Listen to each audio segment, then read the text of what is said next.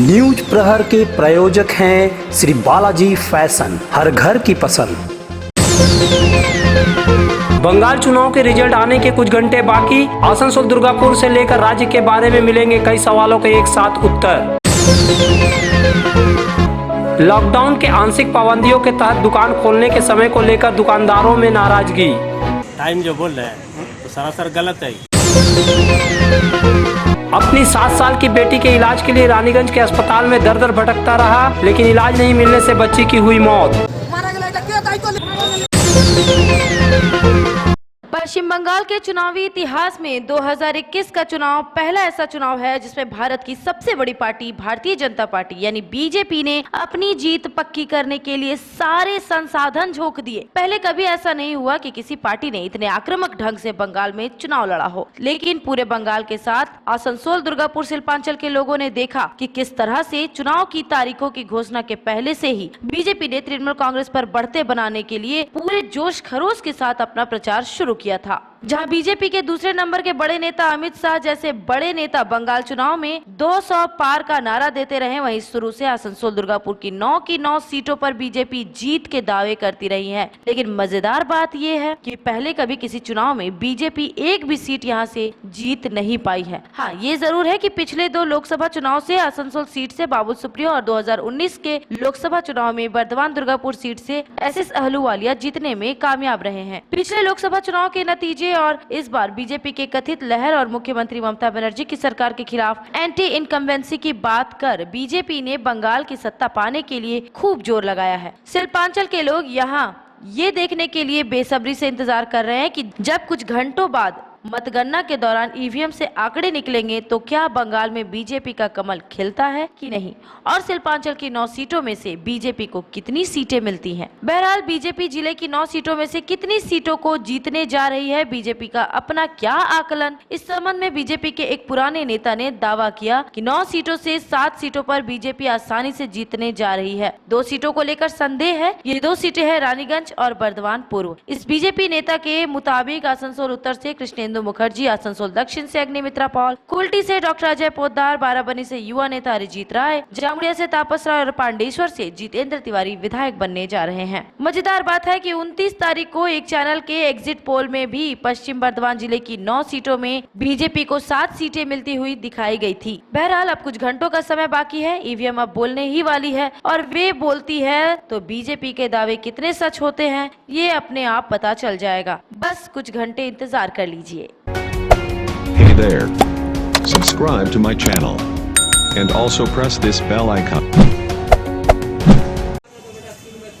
पूरे देश के साथ पश्चिम बंगाल में भी तेजी से बढ़ रहे कोरोना संक्रमण को देखते हुए राज्य सरकार ने शुक्रवार की शाम अचानक से एक सर्कुलर जारी कर पूरे देश में आंशिक लॉकडाउन लगा दिया है। राज्य सरकार के इस निर्देश के तहत पश्चिम बर्धमान जिला प्रशासन ने भी पूरे जिले में पाबंदियां लगा दी है। मसलन बाजार हाट खुलने का टाइम तय कर दिया गया है। इसका असर आसनसोल बाजार में भी शनिवार को दिखाई दिया। प्रशासन द्वारा तय समय के मुताबिक सुबह 7 बजे से लेकर 10 बजे तक के लिए दुकान पाट खुले, उसके बाद फिर अपराह्न 3 से शाम 5 बजे तक दुकानें खुली। उसके बाद सारी दुकानें बंद रही। इससे बाजार खाली रहे, दुकानों के शटर गिरे रहे। लेकिन सरकार के तय किए समय को लेकर दुकानों में काफी नाराजगी दिखाई दे रही है। दुकानदारों ने दुकान खोलने के समय को अव्यवहारिक और गलत बताया। उन्होंने कहा कि इससे ना तो दुकानदारों को कोई फायदा होगा और ना ही ग्राहकों को। राज्य सरकार जो टाइम जो बोल रहे हैं तो सरासर गलत है। ये कौन किया टाइम, पहले ये बताइए आपको, ये टाइम लागू कौन किया?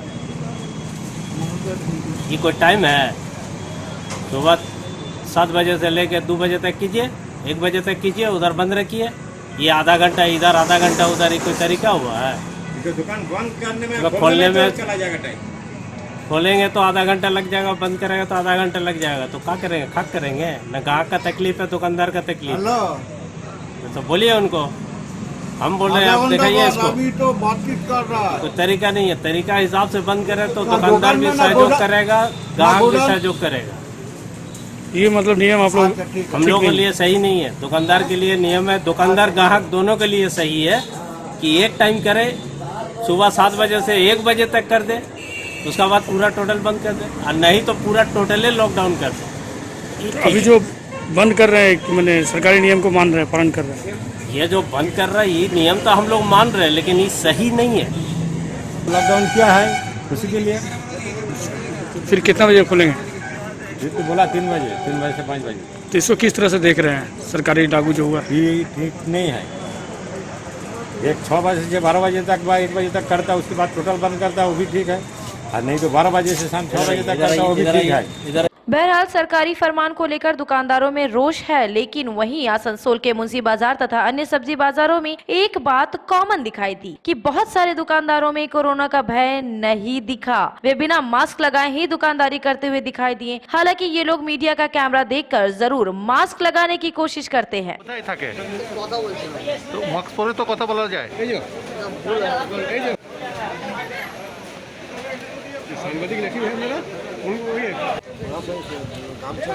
हैं?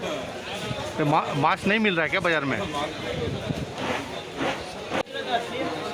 तो पॉकेटे रखा जो ओटा है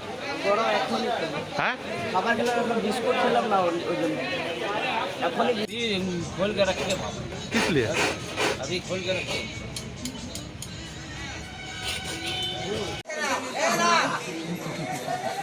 जरूरी नहीं है भैया, जरूरी नहीं है तो पहन नहीं रहे। युवा ने जब तक पोषण आगे नहीं बोलेगा कुछ हम लोग को बोला नहीं, खाली टीवी में दिया, मोबाइल में भेज दिया और आपको पेपर में दिया। जब तो कोई आगे बोलेगा तो आप लोग डिसीजन लेगा नहीं। हम लोग अब आगे मीटिंग होगा, डिसीजन हो जाएगा। तो क्या सुने अभी तक आप लोग? हम लोग सुना जैसे 10 बजे से 7 बजे से 10 बजे दिन तक और 3 बजे से 5 बजे शाम तक, तो कभी होगा नहीं, वो कभी सक्सेसफुल नहीं होगा। इसके लिए हम लोग जगह देना पड़ेगा। तो अभी तक प्रशासन से कुछ नहीं बोला? नहीं। जैसे बहुत सारे दुकानदार बिना मास्क के दिखाई दिए, वैसे ही कई सारे ग्राहक भी बिना मास्क लगाए बाजार में खरीदारी करते हुए दिखाई दिए। बाजार में जो एक बात साफ साफ दिखती है वो ये है कि दुकानदार एक दूसरे के पास पास ही बैठते हैं, जिससे ग्राहक भी एक दूसरे से काफी नजदीक खरीदारी करते हुए मिलते हैं। ग्राहकों को भी कोरोना को लेकर बिल्कुल चिंता नहीं है।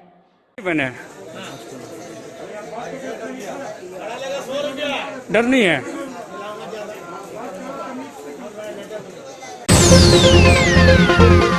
रमजान का पाक महीना आया है, चारों ओर खुशियों का बहार छाया है। तभी तो Shri Balaji fashion readymade suit और सूट पीसों का संभार लाया है। जी हाँ, महिलाओं का जाना पहचाना शोरूम श्री बालाजी फैशन लेकर आया है एक्सक्लूसिव डिजाइन के readymade suit and suit pieces, गॉन, cotton suit and chiffon suit piece, frock suit के आकर्षक रेंज, छोटी छोटी बच्चियों के भी स्टाइलिश सूट पीसेस। इसके अलावा डिजाइनर साड़ियों का संभार, साथ ही है मान्यवर के अट्रैक्टिव कलेक्शंस।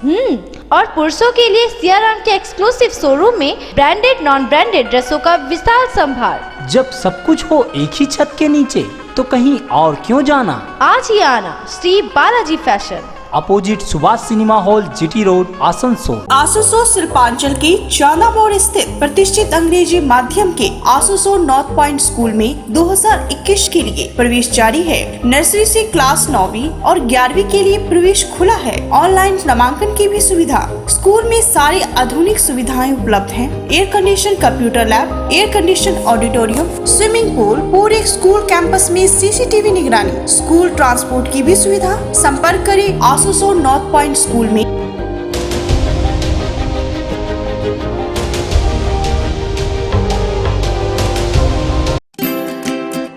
किसी भी घर की शान होती है उस घर में रखे फर्नीचर्स, और आपके सपनों के महल को आकर्षक फर्नीचर्स के साथ सजाना हो तो आप सीधे चले आए मॉडर्न फर्नीचर गोधली। जी हाँ, गोधली समीरन राय रोड स्थित मॉडर्न फर्नीचर आपको आकर्षक फर्नीचर के रेंज वाजिब दरों पर उपलब्ध कराते हैं। हमारे यहाँ ब्रांडेड नॉन ब्रांडेड फर्नीचर, सागवान वुडन आइटम जैसे bed, sofa set, dining table, centre table, wardrobe के अलावा स्टील अलमीरा, प्लास्टिक चेयर, सोफा के फुल रेंज सहित कई तरह के फर्नीचर बाजार से कम दरों पर इजी फाइनेंस के साथ पाए जाते हैं। तो घर को आकर्षक बनाना हो या शादी के लिए फर्नीचर लेना हो, सीधे चले आए मॉडर्न फर्नीचर, गोधली समीरन राय रोड, गुरुद्वारा के करीब, आसनसोल। विशेष जानकारी के लिए कॉल करें 8927603597।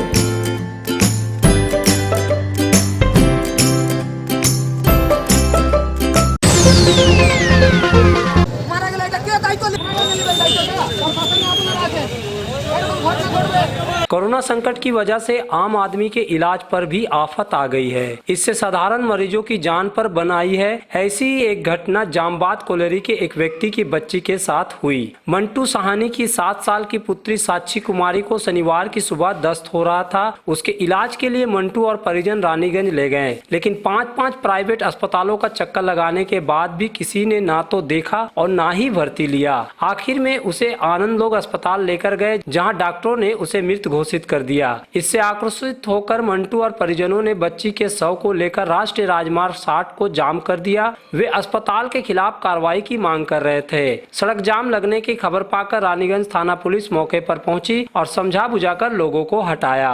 बच्चा को सुबह में पैखाना हो रहा था, हम लोग हॉस्पिटल लाए घर के बाजू में। अभी कोरोना का वजह से कोई डॉक्टर ट्रीटमेंट नहीं कर रहा है, वो आप लोगों को भी पता है। उसके बाद हम लोग क्लिनिक से दवा लेकर आए। एक चटर्जी जो स्पेशलिस्ट बच्चा था, उनका क्लिनिक से जो बच्चा की चलता है दवा लेकर आए, खिलाएँ। बच्चा बढ़िया था, तो बच्चा को दवा खिलाने से पहले कुछ खिलाया जाता है, आपको ही पता है। तो उसको हम 5 रोटी मिष्टी लाए, बच्चा खाया भी, दवा भी खिलाए। बच्चा तंदुरुस्त था, खेल रहा था, कूद रहा था। अचानक 2-3 घंटा बाद फिर से आँख ऊपर नीचे करना शुरू कर दिया। उसके बाद हम क्या किए, हम लोग यार ऐसे होने से नहीं होगा, जो दूसरा का बात मत सुनो, रानीगंज लेकर चलो। हम लोग गाड़ी, घर के बगल में मेरे पड़ोसी की गाड़ी है, हम लोग गाड़ी किए और इमीडिएटली रानीगंज निकल गए। रानीगंज आने के बाद सबसे पहला हमारा हॉस्पिटल है शिवा नर्सिंग होम। वहाँ जाने के बाद वहाँ का जो स्टाफ लोग है वो बोले कि हमारा पास डॉक्टर साहब नहीं है, जंत्रोपत्र नहीं है, जो हम नहीं लेंगे, जब दूसरा हॉस्पिटल चले जाइए। फिर उसके बाद हम लोग बोले क्या करेंगे, बीएन अग्रवाल हॉस्पिटल में गए, बीएन अग्रवाल वहाँ गए। वहाँ जाने के बाद वहाँ भी सेम कंडीशन, जो यहाँ पर तो बात मिला वही सेम बात वहाँ भी सुनने के लिए मिला। अब हम लोग बोले क्या करेंगे, बच्चा का लेके इसी तरह हाथ में घूर रहे हैं रोड के ऊपर, चौराहा पर, क्या करें, दिमाग काम नहीं कर रहा है। फिर बोले रॉयल केयर बहुत बड़ा हॉस्पिटल है रानीगंज के अंदर में, हम लोग रॉयल केयर में भी गए। रॉयल केयर में जाने के बाद वहाँ भी सेम कंडीशन, वहाँ भी बोला कि हम भर्ती नहीं लेंगे। अब हम लोग रोड में बच्चा को लेकर तड़प रहे हैं, दिमाग काम नहीं कर रहा है, कहाँ लेके जाएंगे, इसके पास जाए। उसके बाद 4 हॉस्पिटल जाने के बाद कोई भी आदमी थक जाएगा, हम नहीं, अच्छे लोग थक जाएंगे। फिर क्या हुआ, लास्ट में हम लोग तो कुछ चाचा लोग रोड के साइड में खड़े थे, उन्होंने बोले कि आनंद लोग है उसमें लेके जाइए। आनंद लोग में देवाशीष भट्टाचार्य के पास जाने के बाद उनका पास नहीं होने के बाद हम लोग उसके पास गए, बोला बच्चा का डॉक्टर नहीं, तो आनंद लोग में भर्ती कराने। आनंद लोग में भर्ती कराने के बाद कुछ देर 10 मिनट के बाद भर्ती लेने के बाद रिपोर्ट मिल रहा है, ECG किए वहाँ पर, पल्स चेक किए, उसके बाद बच्चा नहीं है, बच्चा स्कार कर दिया। अगर कुछ दिन पहले तो सर, फिर बाद में हम फिर उसके बाद हम लोग वहाँ पर हल्ला चिल्ला थोड़ा सा किए। फिर डॉक्टर बाबू से बुलाए कि किस कारण से बच्चा को मौत हुई, बच्ची को किस कारण से मौत हुई। तो डॉक्टर साहब आए नीचे, तो बोला डॉक्टर आए नहीं, तो फिर हम बोला नीचे ऊपर चलो। हम 3 मंजिल पर गए, फिर डॉक्टर बाबू से पूछे कि सर आप कितना बता सकते हैं ना किस कारण से बच्चा की मृत्यु हुई है। डॉक्टर साहब बोले कि ऐसा कुछ नहीं है, बच्चा को इस वजह से हुआ कि पानी का थोड़ा कमी हो गया है। सर हम तो देखा था, अगर इस समय अगर सही समय पर अगर ट्रीटमेंट हो जाता तो बच्चा का कुछ नहीं होता। Hey there. Subscribe to my channel. And also press this bell icon. पिछले साल जब कोरोना संक्रमण अपने चरम पर था तो पश्चिम बंगाल में कई डॉक्टरों की मौत कोरोना की वजह से हो गई थी, लेकिन तब आसनसोल जिला अस्पताल में ऐसी कोई बात नहीं हुई थी। लेकिन इस बार आसनसोल जिला अस्पताल में कोरोना के इस घातक हमले ने एक डॉक्टर की जान ले ली। 62 साल के डॉक्टर आलोक मुखर्जी की कोरोना की वजह से मौत हो गई है। शुक्रवार की देर रात करीब 2:30 बजे उन्होंने दुर्गापुर के एक निजी अस्पताल में अंतिम सांस ली।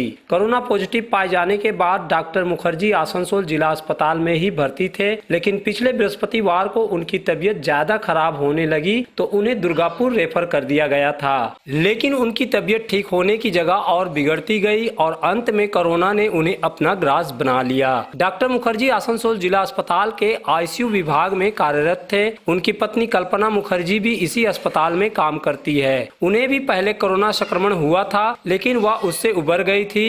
डॉक्टर मुखर्जी अपने पीछे पत्नी के साथ एक पुत्र और एक पुत्री को छोड़ गए।